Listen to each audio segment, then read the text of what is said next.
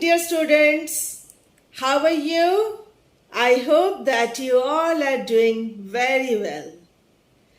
কি পড়াশোনা কেমন চলছে সবার? Today, let's continue the second part of Evelyn by James Joyce. Now, let's discuss the characterization once again.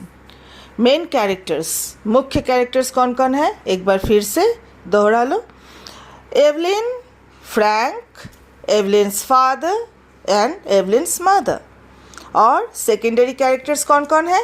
एवलिन्स brothers and sisters, Evelyn's neighbours, the priest and Miss गैवन.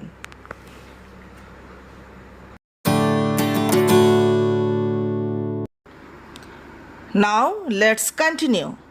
Miss Gowan would be glad. She had always had an edge on her, especially whenever there were people listening. Miss Gowan बहुत ही ज़्यादा खुश होंगी. Evelyn के चले जाने के बाद miss गावन बहुत ज़्यादा खुश होंगी. मिस गावन एक्चुअली उस स्टोर हाउस की सुपरवाइज़र थी और वो सुपीरियरिटी कॉम्प्लेक्स से ग्रसित थी.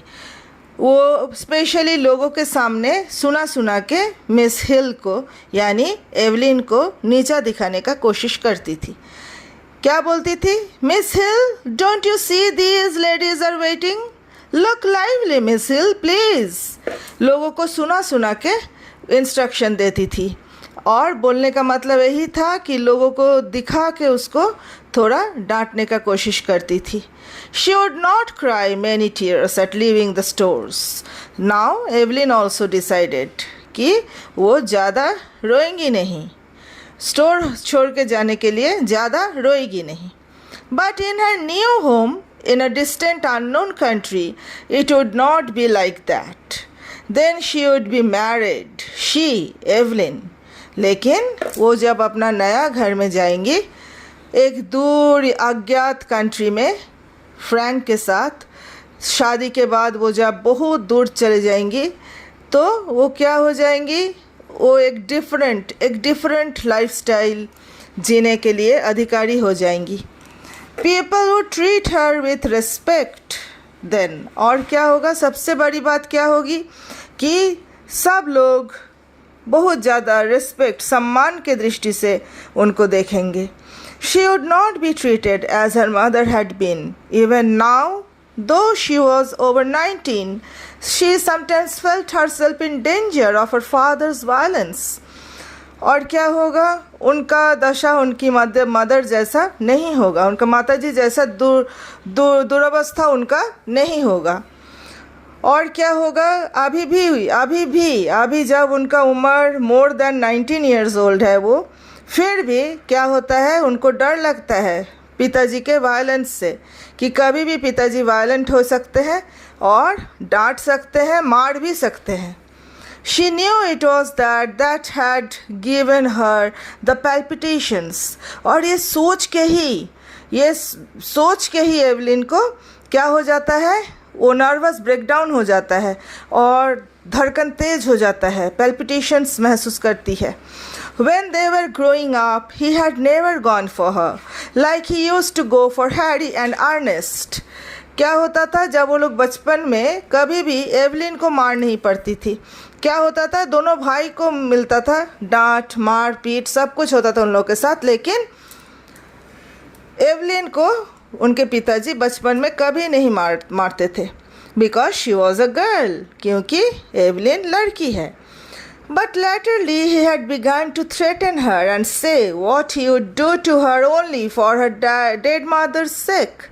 लेकिन उनके माताजी के मृत्यु के बाद पापा का नेचर ही बदल गया.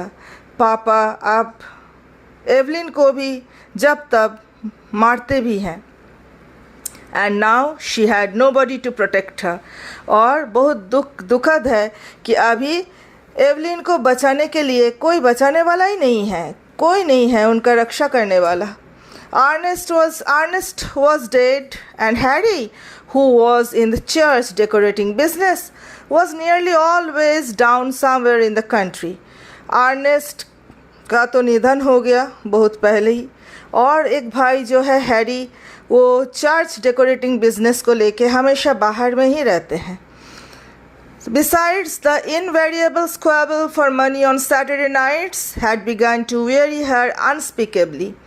और ये सब के ऊपर और एक बहुत ही दुखद सिचुएशन होता है सैटरडे नाइट को, जब पैसा को लेके झगड़ा और तनाव होता है.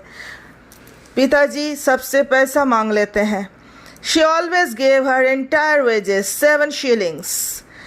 एवलाइन क्या करती है, जितना वो कमाती है सारा हफ्ता में, उसका जो मेहनताना मिलता है वेजेस एक हफ्ता का 7 shillings वो दे देती है अपने पिताजी को. And Harry always sent up what he could, but the trouble was to get any money from her father. Harry भी जो कमाते हैं पिताजी को भेज देते हैं, लेकिन मुश्किल का बात है, सबसे ज़्यादा मुश्किल वाला काम ये था कि पिताजी के पास से पैसा निकालना. दैट मीन्स कोई ज़रूरत का सामान के लिए भी पिताजी पैसा देने का इसमें नहीं रहते थे, पैसा देने का उनको मन ही नहीं करता था. He said she used to squander the money that she had no head. और ये भी बोलते थे कि एवलिन जहाँ तहाँ पैसा खर्च कर देगी बुद्धू की तरह, क्योंकि एवलिन के पास तो कोई दिमाग है ही नहीं. That he wasn't going to give her his hard-earned money to throw about the streets. और उल्टा क्या बोलते थे एवलिन के पिताजी, कि एवलिन कहीं पे पैसा खर्च कर देगी और उल्टा पुल्टा तरीके से पैसा को उड़ा देंगे, इतना हार्ड अर्न मनी है. And much more, for he was usually fairly bad on Saturday nights. और यूजुअली प्रति सैटरडे नाइट्स को क्या होता था, उनका व्यवहार में बहुत ज़्यादा अंतर आ जाता था उनके पिताजी के व्यवहार में.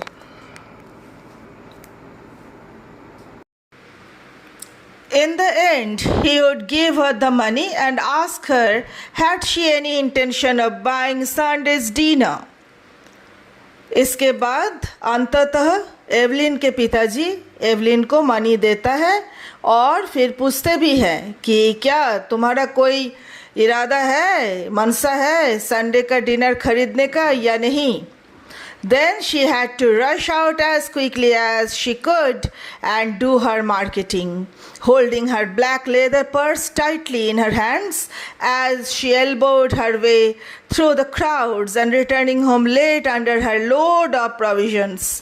उसके बाद वो एवलिन चली जाती है मार्केटिंग के लिए और अपने ब्लैक लेदर पर्स को टाइटली पकड़ के रखती है और मार्केट में भीड़ में जाके अपना जितना प्रावधान है का ज़रूरत है वो प्रावधानों को लेके वो चली आती है. She had hard work to keep the house together and to see that the 2 young children who had been left to her charge went to school regularly and got their meals regularly. Evelyn सारा दिन बहुत मेहनत करती है, बहुत ज़्यादा मेहनत करती है. उनको ये भी देखभाल करना पड़ता है कि दोनों चिल्ड्रन जिनका जिम्मेदारी उनके ऊपर है वो ठीक ठाक रोज़ स्कूल जाते हैं कि नहीं, उनको रेगुलरली ठीक ठाक टाइम में खाना मिलता है कि नहीं.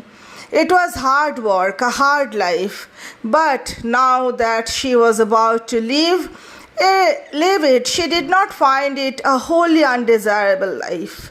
So अभी क्या हो रहा था, उनको सही में बहुत ज़्यादा परेशानी थी. हर एक दिन इतना मेहनत करना पड़ता था रोज़. रियली बहुत हार्ड लाइफ था, बहुत कष्टदायी लाइफ था. लेकिन जब वो ये सब छोड़ के जाने वाली थी तब अचानक ये लाइफस्टाइल, ये सारा इतना मेहनत जो वो रोज़ करती है वो उनको उतना ख़राब नहीं लग रहा था, बल्कि उतना अनडिज़ायरेबल नहीं लग रहा था. She was about to explore another life with Frank. अभी जो वो जाने का तैयारी कर रही थी कि एक नया दुनिया बसाने के लिए फ्रैंक के साथ. Frank was very kind. तो कैसे थे फ्रैंक, मिस्टर फ्रैंक कैसे थे? Frank was very kind, manly, open hearted. Frank बहुत ज़्यादा काइंड, दयालु थे, मैनली थे और ओपन हार्टेड. उनका बहुत ही ज़्यादा ब्रॉड माइंडेड और खुले दिमाग वाले थे. She was to go away with him by the night boat to be his wife and to live with him in Buenos Aires where he had a home waiting for her. सब कुछ तय था. Evelyn को Frank के साथ उसी रात को निकल जाना था और उनके साथ शादी रचाना था और उसके बाद ब्यूनस एयर्स में उनके साथ जाके नया घर बसा के रहना था. ये पूरा लाइफ ब्यूनस एयर्स में उनके लिए एक नया ज़िंदगी, एक नया घर, एक नया लाइफ शुरू होने वाला था. How well she remembered the first time she had seen him. अब एकदम फ्लैशबैक की तरह उनको सब याद आ रहा है एवलिन को कि कैसे पहली बार उन्होंने फ्रैंक के साथ मिले थे और रैदर उनको देखे थे पहली बार. He was lodging in a house on the main road where she used to visit. वो रहते थे मेन रोड का सामने एक घर में, लॉजिंग लिए थे, वो वहाँ पे रहते थे. और it seemed a few weeks एगो, ऐसा लग रहा था, ऐसा प्रतीत हो रहा था कि ये कुछ ही दिन, 1-2 वीक आगे का बात है. He was standing at the gate, his peaked cap pushed back on his head and his hair tumbled forward over a face of bronze. उनका अपीयरेंस कैसा था? वो ऐसे ही गेट के सामने खड़े थे और उनका जो कैप था वो पुश्ड बैक होके उनका हेड के ऊपर था एंड उनका जो हेयर था वो उलझे हुए बाल, उनका जो बाल था वो उलझे हुए थे और बार बार फेस के ऊपर, फेस ऑफ ब्रोंज जिसके कलर के अनुसार बोला गया, ब्रोंज कलर का फेस उनका था, उसमें बार बार वो हवा का झोंके से उनका उलझे हुए बाल उनका फेस पे आ रहा था. Then they had come to know each other. फिर धीरे धीरे क्या हुआ, समय बीतता गया और दोनों को धीरे धीरे पहचानने लगे. दोनों अजनबी से दोनों धीरे धीरे दोस्त बनने लगे. He used to meet her outside the stores every evening and see her home. Frank Evelyn को मिलने के लिए उनका स्टोर्स जहाँ वो जॉब करती थी, इवनिंग में जाके उस स्टोर्स के सामने रुके रहते थे, वेट करते थे ताकि उनको शाम के समय मिले. He took her to see the Bohemian Girl and she felt elated as she sat in an unaccustomed part of the theatre with him.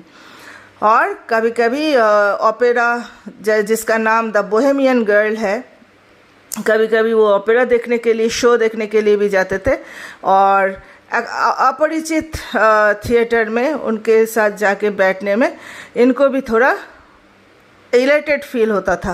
Evelyn को भी फ्रैंक के साथ जाने में थोड़ा अच्छा लगने लगता था एंड थोड़ा प्रेस्टिजियस भी लगता था. He was awfully fond of music and sang a little. और क्या होता था, फ्रैंक म्यूज़िक भी सुनते थे, बहुत ज़्यादा वो म्यूज़िक के शौकीन थे और वो गाना भी गाते थे थोड़ा मोड़ा. People knew that they were courting, and when he sang about the lass that loves a sailor, she always felt pleasantly confused. लोगों को धीरे धीरे पता चल रहा था कि हाँ, ये दोनों में ज़रूर प्यार मोहब्बत है, इसलिए वो लोग एक दूसरे के वो गाना सुनाते हैं, दोनों एक साथ घूमते हैं. तो सबको इस बात को मोटा मोटी जानते थे. एंड एवलिन को भी बड़ा अच्छा लगता था जब फ्रैंक गाना गाते थे. So he used to call her Poppens out of fun. Frank मजाक करके एवलिन को पॉपिन्स बुलाते थे, मजा करके.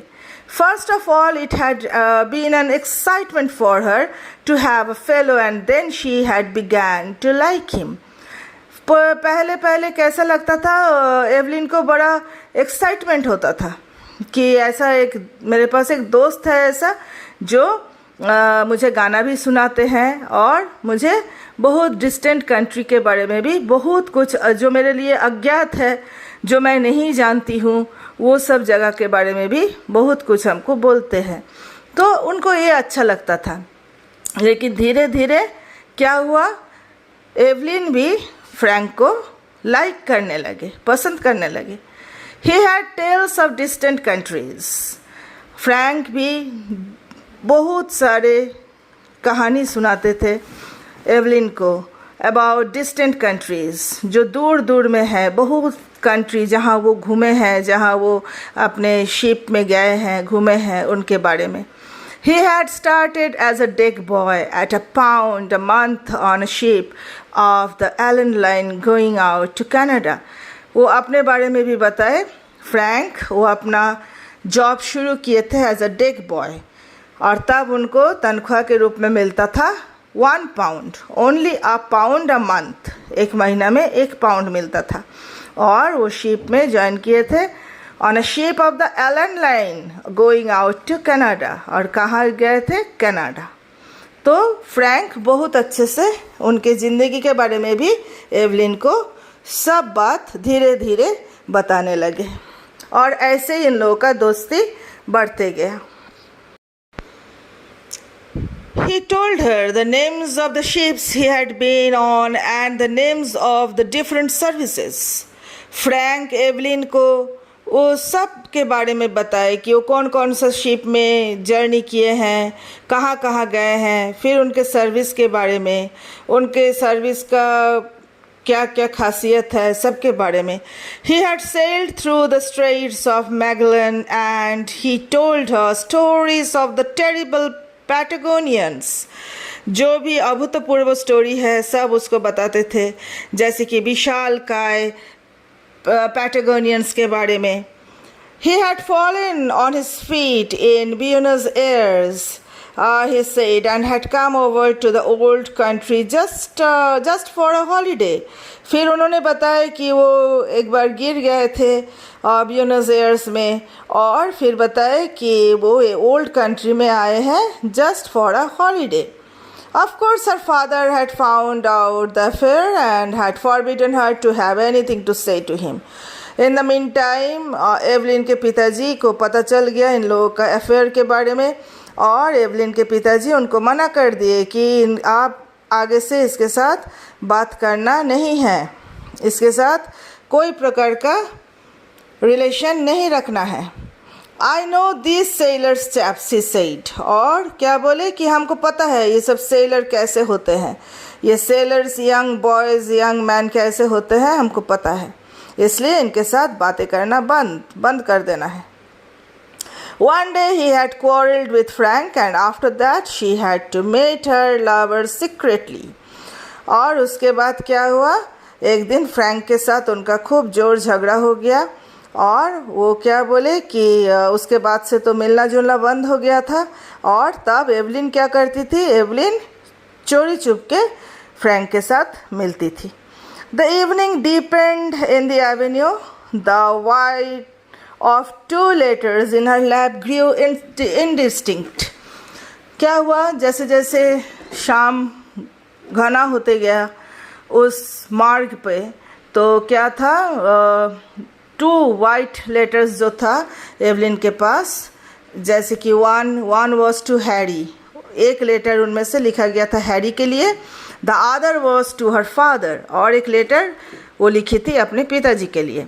Ernest had been her favourite but she liked Harry too. Ernest जो था वो सबसे ज़्यादा फेवरेट था एवलिन की, लेकिन वो हैरी को भी पसंद करती थी, हैरी जो भाई है उसको भी पसंद करती थी। Her father was becoming old lately, she noticed, और वो ये भी नोटिस की कि मेरे फादर का भी उम्र हो रहा है। ही वुड मिस हर, और वो हमको मिस करेंगे। Sometimes he could be very nice, और ऐसा नहीं कि पिताजी हमेशा जब से हम होश संभाले हैं हमको मारते हैं डांटते हैं, ऐसा नहीं है। बहुत ऐसा उदाहरण है जहाँ पिताजी बहुत अच्छे से भी पेश आए। यही कुछ ही दिन पहले की बात है, जैसे not long before when she had been laid up for a day, he had read her out a ghost story and made toast for her at the fire. So क्या हुआ, यही कुछ ही दिन आगे का बात है, जब एवलिन का तबीयत ठीक नहीं था एक दिन, तो वो क्या किए थे, उनके फादर जो है उनको घोस्ट स्टोरी पढ़ के सुनाए थे, और यही नहीं उनके लिए टोस्ट, गर्मा गर्म टोस्ट भी बना दिए थे. Another day when their mother was alive, और एक इंस्टेंस है जब उन लोगों के एवलिन के माता जी जिंदा थे. They had all gone for a picnic to the hill of Howth. वो लोग सब गए थे पिकनिक पे hill of Howth में. And then she remembered her father putting on her mother's bonnet to make the children laugh. अब Evelyn को स्पष्ट याद है कि उस दिन पापा क्या किए थे. पापा सबको हंसाने के लिए, सब बच्चे को हंसाने के लिए क्या किए थे, मम्मी का टोपी पहन लिए थे और सब बच्चे को हंसा रहे थे. So students, this much for today. In our next class, we will discuss about the concluding part of Evelyn as well as the question answers. Till then, goodbye, take care.